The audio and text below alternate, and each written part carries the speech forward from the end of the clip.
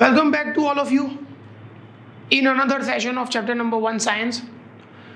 तो हमने last lecture में किया था चैप्टर नंबर 1 में लास्ट टॉपिक किया था एक्टिविटी सीरीज, राइट। और आई बिलीव कि आपने एक्टिविटी सीरीज पूरी रट्टा मार ली है। देखो ये सीरीज को तो आपको रट्टा ही मारना पड़ेगा। मतलब मैंने बोला था 5-10 बार 15 बार लिखो, अपने पेरेंट के सामने बोलो, अपने फ्रेंड के सामने बोलो, राइट।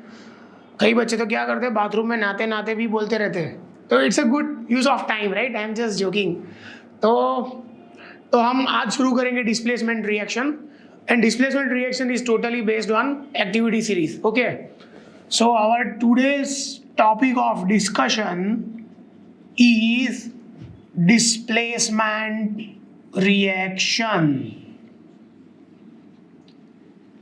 तो डिस्प्लेसमेंट रिएक्शन के दो टाइप होते हैं। There are two kinds of displacement reaction, mono displacement and double displacement. अभी तो पहले हम टाइप लिखेंगे, we will write the type of displacement reaction और दोनों टाइप को डिस्कस करेंगे। तो first is mono displacement and second is double displacement, mono and double। Mono displacement में आपको वो एक्टिविटी सीरीज बहुत काम में आएगी। तो मोनो से स्टार्ट करते हैं। The chemical reaction in which less active metal is displaced, ये पहले मैंने लिखा था ये।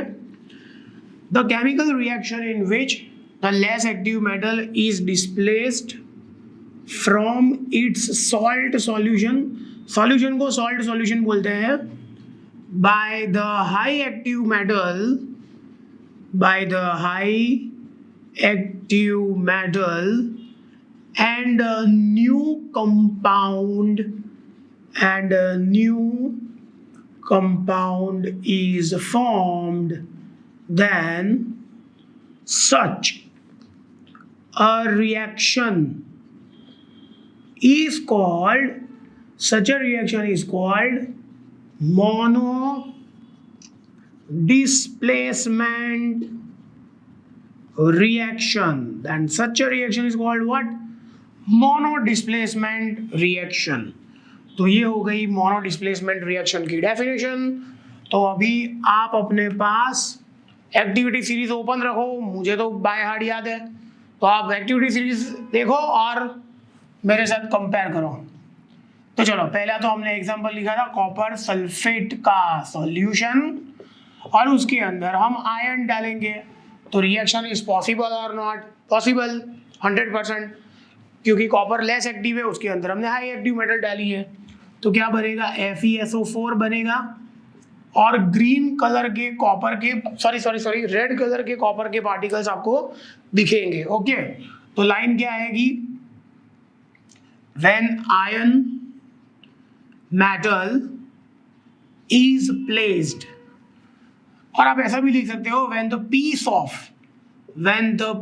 of iron metal is placed in the aqueous solution, बराबर aqueous है ना ये, in the aqueous solution of copper sulfate, उसका दूसरा नाम भी मैंने बोला था blue vitriol, then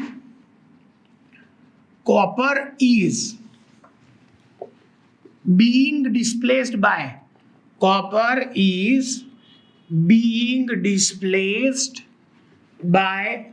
iron metal, and iron sulfate is formed,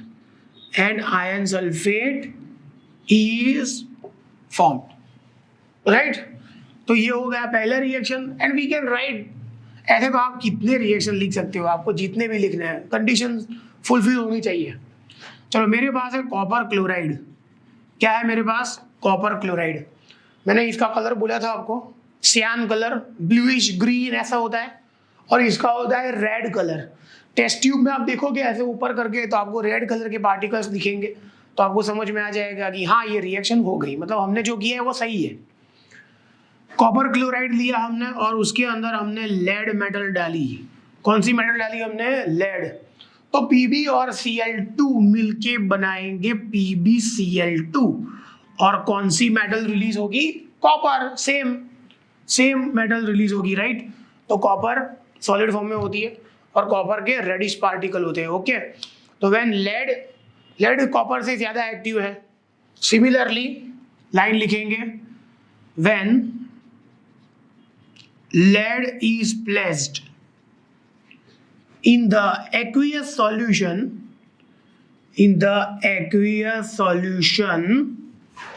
of copper chloride, then copper is being displaced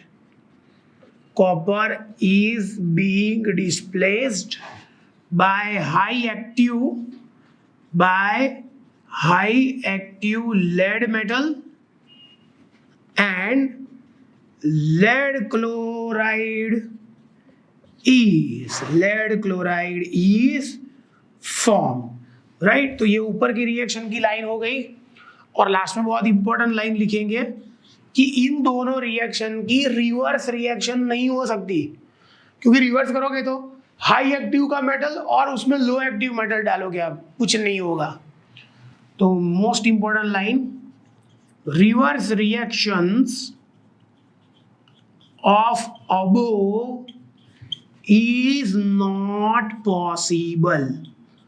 जो हमने रिएक्शन लिखे हैं उसके रिवर्स रिएक्शन पॉसिबल नहीं है, राइट। तो आपको रूल फॉलो करना पड़ेगा।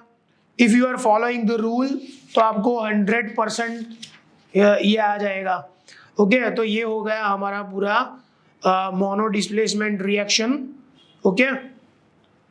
तो ये हो गया मोनो डिस्प्लेसमेंट, राइट। तो ये मोनो डिस्प्लेसमेंट बहुत इजी है। उसमें क्या किया हमने, एक सॉल्यूशन और एक मेटल, तो सामने एक सॉल्यूशन और एक मेटल मिलेगी, दूसरे में भी ऐसा किया, okay. So now we are doing double displacement reaction. तो हम अभी लिखेंगे double displacement. See, double displacement reaction का दूसरा नाम भी है जिसको बोलते हैं प्रेसिपिटेशन। डबल डिस्प्लेसमेंट रिएक्शन का ही दूसरा नाम है, क्या बोलेंगे उसको? प्रेसिपिटेशन। हमने आगे लेक्चर में, 1-2 लेक्चर के आगे किया था प्रेसिपिटेशन, राइट, वही है ये। तो डबल डिस्प्लेसमेंट, उसका ही दूसरा नाम क्या है? Precipitation, okay. तो अभी डबल डिस्प्लेसमेंट करेंगे हम। Double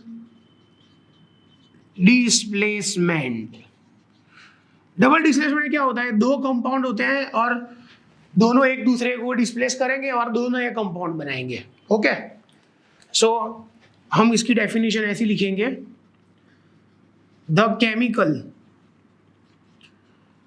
chemical reaction in which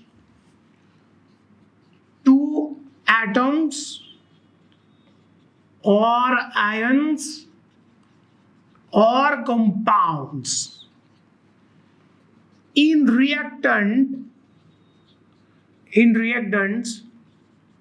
are displaced by each other, then it is called double displacement reaction। क्या लिखा है? The chemical reaction in which two atom या फिर आयन या फिर कंपाउंड या फिर मॉलिक्यूल, दो होने चाहिए, and they are displace by each other, दोनों एक दूसरे को डिस्प्लेस कर देंगे, that it is called double displacement reaction, right? It's called what? Double displacement reaction, right? तो उसका दूसरा नाम है, सेकेंड लाइन क्या लिखोगे? It is also known as precipitation, ये आप लिख देना। तो I am writing example number 1। First example मेरे पास है बेरियम सल्फेट। क्या है मेरे पास? बेरियम सल्फेट, और उसके अंदर मैं डाल रहा हूं NaCl। बेरियम सल्फेट के अंदर क्या डाला मैंने? AgCl। तो ये बनेगा बेरियम क्लोराइड। क्या बनेगा? Barium chloride. तो बेरियम क्लोराइड क्या होता है? BaCl2। बेरियम सल्फेट के अंदर मैंने क्या डाला? NaCl, right. तो क्या बनेगा? बेरियम क्लोराइड और Na और SO4 मिलके क्या बनाएंगे? Na2SO4। Na और SO4 मिलके क्या बनाएंगे? Na2SO4, right. तो ये दो Na है तो यहाँ पे दो Na आ जाएंगे, दो क्लोरीन तो दो क्लोरीन, एक Ba तो एक Ba। तो ये सॉलिड फॉर्म में है, राइट। और ये आपको मिलेगा एज प्रेसिपिटेट। बेरियम क्लोराइड के आपको प्रेसिपिटेट मिलेंगे। ये एक्वियस है, ये सॉलिड फॉर्म में है, तो ये सॉलिड और ये एक्वियस, राइट। तो आप इसकी लाइन में क्या लिखोगे? When sodium chloride is added in barium sulfate, then precipitate of barium chloride are obtained and sodium sulfate is formed. What is formed? Sodium sulfate is formed. तो ये फर्स्ट रिएक्शन हो गया। और दूसरा एक रिएक्शन हमने आगे भी लिखा था, हमारे पास है सिल्वर नाइट्रेट AgNO3 एक्वियस, और उसके अंदर हम डालेंगे NaCl सॉलिड। तो क्या बनेगा? AgCl। ये आपको याद हो तो हमने आगे लिखी थी, राइट। और नैनो का तीसरा मॉडल NaNO3, राइट। Ag और Cl मिलके AgCl बनाएंगे, Na और NO3। इसमें क्या हो रहा है? दोनों कंपाउंड एक दूसरे को डिस्प्लेस कर रहे हैं। Na और SO4 Na2SO4, Ba and Cl BaCl2, दो एक दूसरे को डिस्प्लेस करके दो नए कंपाउंड बनाएंगे। तो AgNO3 plus NaCl gives AgCl plus NaNO3। तो हम इसके अंदर लाइन लिखेंगे, when sodium chloride is added in aqueous solution, when sodium chloride is added in aqueous solution of silver nitrate, then white precipitates of silver chloride are formed, right, and sodium nitrate is released। ऐसा भी लिख सकते हो। Okay, तो ये हो गया हमारा डबल डिस्प्लेसमेंट रिएक्शन। तो ये हमने कर दिया, बहुत इजी है। डबल डिस्प्लेसमेंट अगर आपको आएगा अभी तो ये हो गई पूरी short note, mono displacement and double displacement. Okay, तो अभी एंडोथर्मिक और एक्सोथर्मिक रिएक्शन का एक छोटा टॉपिक है, वो खत्म कर देते हैं। आगे तो मैंने बोला ही था एंडो और एक्सो के बारे में, तो अभी उसकी शॉर्ट नोट कर रहे हैं, endothermic and exothermic.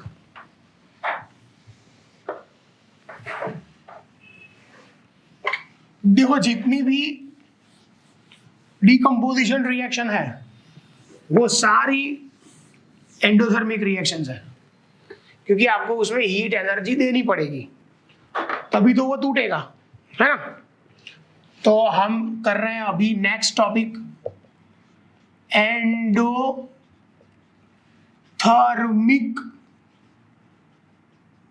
Reactions. Endothermic reaction, तो एंडोथर्मिक में क्या होगा? हीट एनर्जी देनी पड़ेगी। The reaction in which heat energy is given to the reactant molecule, then such a reaction is called an endothermic reaction।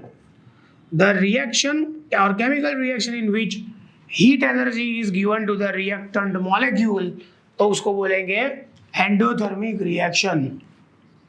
all the decomposition reactions are endothermic reactions, right. तो example लिखना शुरू करें.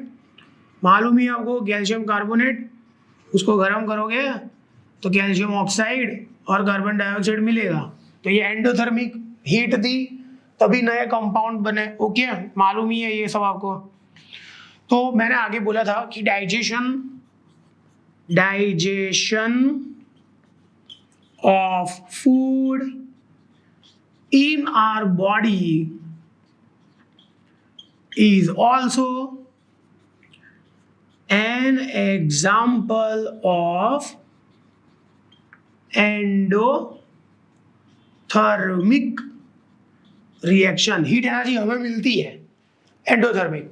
और एक last example मैं लिख दूं, मेरे पास है अमोनियम क्लोराइड. अमोनियम क्लोराइड का सॉल्यूशन है. I have the solution of ammonium chloride. उसको मैं गर्म करूंगा तो I will get NH3 gas, ammonia gas और हाइड्रोक्लोरिक एसिड मिलेगा.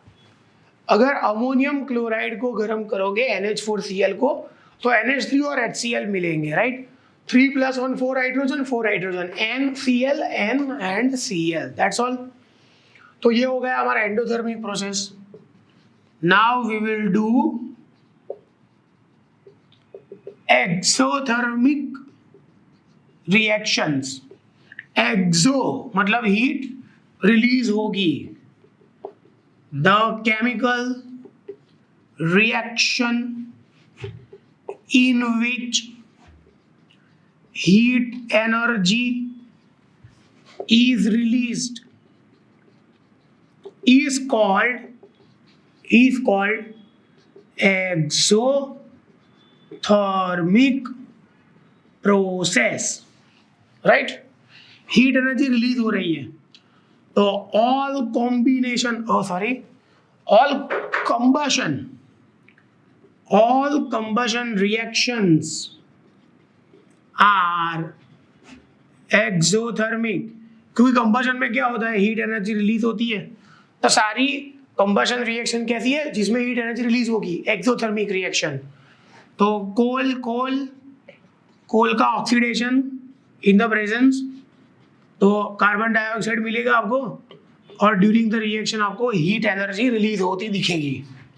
फिर मीथेन, ये भी हमने किया था, मीथेन गैस, उसका भी कंबशन करो तो you will get carbon dioxide and water vapour.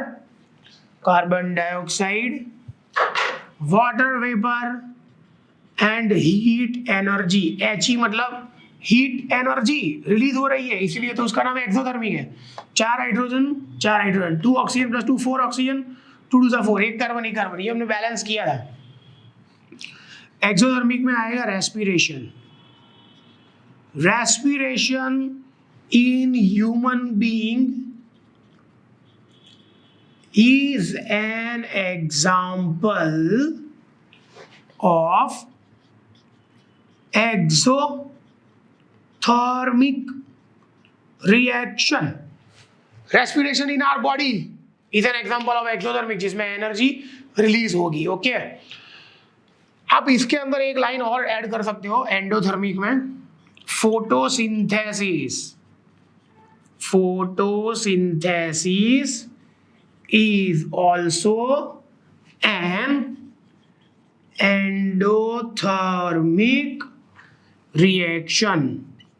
Photosynthesis मालूम है आपको, प्लांट फोटोसिंथेसिस के द्वारा अपना फूड बनाएगा ग्लूकोज के फॉर्म में, तो उसको लाइट एनर्जी चाहिए, उसको सनलाइट चाहिए, तभी ये पॉसिबल होगा, राइट. तो मैंने आपको ये वीडियो सेशन में पूरा डिस्प्लेसमेंट समझा दिया, जिसमें मोनो डिस्प्लेसमेंट, डबल डिस्प्लेसमेंट, और मैंने आपको समझा दिया endothermic as well as exothermic reaction. तो एंडोथर्मिक क्या होता है, what is the meaning of endothermic? The reaction in which heat energy is given to the reactant देते हो आप तो उसको बोलेंगे endothermic reaction, right. Decomposition reaction में सब में हीट देनी पड़ती है तो वो एंडोथर्मिक है। ये एक एग्जांपल दिया, फिर वो NH4Cl वाला एग्जांपल दिया, डेल्टा करना होता है when you are giving heat. और फिर प्रैक्टिकल एग्जांपल दिए, डाइजेशन इज एंडोथर्मिक, हमें एनर्जी मिलती है डाइजेशन में, और फोटोसिंथेसिस में प्लांट एनर्जी लेता है बाहर से। एक्सोथर्मिक में एनर्जी रिलीज होगी तो एक्सोथर्मिक प्रोसेस। कंबशन रिएक्शन सारे एक्सोथर्मिक होते हैं, C+O2 CO2 CH4 + 2O2, right. ये मीथेन गैस है, ये हमने किया था। Respiration is an example of exothermic process. तो ये लेक्चर में इतना ही रखते हैं हम। तो अभी हमारा एक टॉपिक बाकी, redox reaction, redox, corrosion and rancidity, that's all. आधे घंटे का काम बाकी है, फिर हमारा ये पूरा चैप्टर खत्म हो जाएगा। फिर हम एक्सरसाइज शुरू करेंगे। ओके, रिवाइज करते रहो और फ्रीक्वेंटली राइटिंग वर्क। ऐसे ओरली तो कुछ नहीं आएगा, लिखने से बहुत कुछ याद रहेगा आपको। ओके, वीडियो देखते रहो, रिवाइज करते रहो और लाइफ को एंजॉय करते रहो। That is the main and most important thing, right. तो I am signing off, bye and take care.